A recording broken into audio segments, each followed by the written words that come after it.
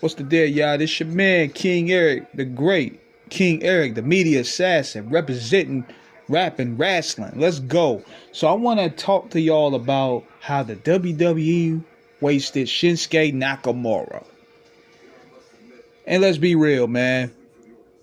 Despite some of the highlights that he may have had, they had never capitalized on Shinsuke Nakamura. Now, if the first time I heard about this guy was I seen how some of his interests were. They was kind of like Prince, George Michael, Michael Jackson inspired. And then I was seeing some of his ring work, and he had something of a style called strong style. Like it was very aggressive, very hard hitting. So I was thinking when they made that signing for him to come to NXT, I was like, okay, this is going to be a good look right here. Nakamura, he's bringing a whole country. He's bringing a new following. This guy has the potential to be a big deal. But if you really look at history in the WWE, they have a poor track record of booking Asian Japanese talent. I don't recall any other Japanese talent aside from the Great Muta that's really gotten over like that. And he was in WCW. So I knew, even though he was having great matches on in NXT, it was something that it didn't hit to me. You know what I mean? Like he had some great matches with Sami Zayn, and I think he had a match with Samoa Joe in them. I think he did. But it wasn't the same. And I'm thinking what happened was he was trying to adapt a new in-ring style. He was working on more so the WWE formula. So a lot of those guys wasn't able to take that hard style. Like it's kind of what messed up Taz. Because you remember when Taz came into the WWE, he had two things going against him. And I'm going to do that in the next video. One was his size, and the other was people weren't trying to take his suplexes. So he kind of suffered from that. And kind of Nakamura, he's coming into the WWE working a whole different style from Japan. And a lot of people can't work that style. The only one that I think that really took it and was gracious was John Cena.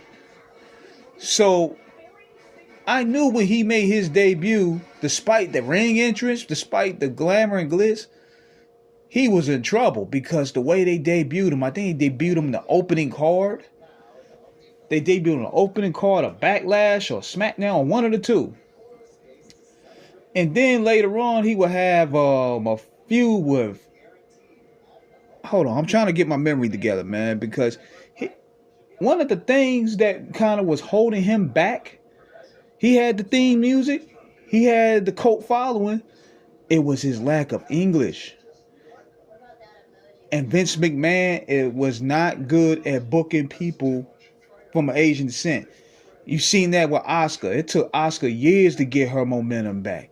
If you can't relate to the English audience or the American audience, you're going to be done.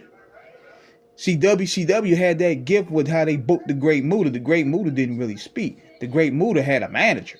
Shinsuke Nakamura didn't have a manager. He had to cut promos. And it didn't go right. So he had a feud with, I think, what's his name? The Indian dude? Jinder Mahal. Stinker feud. Killed his momentum.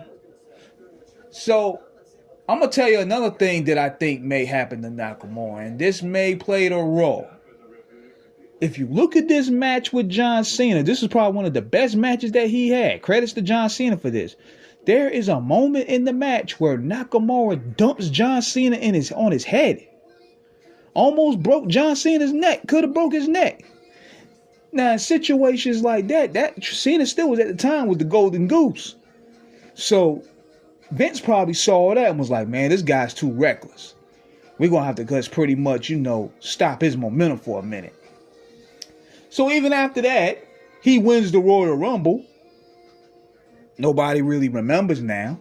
He has a match with AJ Styles, which was a disappointing in Mania. The only thing we remember was him turning heel.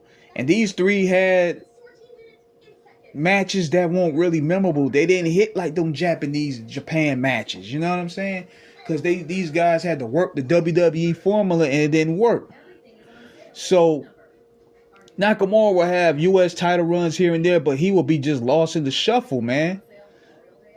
And you would think that when Vince McMahon got fired, he would get that momentum back when he feuded with Cody Rhodes. But see, at the same time, this goes in hand with booking. We knew Cody Rhodes was going to win. We knew Nakamura wasn't going to win that feud. See, these guys had this era's great Muta. And he had the charisma to match and reach out to different people just off the way his charisma is with his ring entries. He has a real memorable ring entries. He's an eccentric type individual, and they didn't know how to book him. I bet you, had this guy been in the WCW or ECW, he would have been a megastar they've been fighting to get. But the WWE have a poor track record of booking Asian talent or Japanese talent, and this is proof right here. So Nakamura now just stuck dead in the water with his MFT feud. He's feuding with Solo's crew, with Tama Tonga. It's just dead in the water.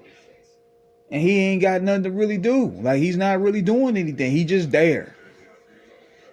And the run could have been a whole lot better, man. Like, you see how these guys from the black and gold era, from him, Finn Balor, they're all looking at their careers like, damn, I could have done more.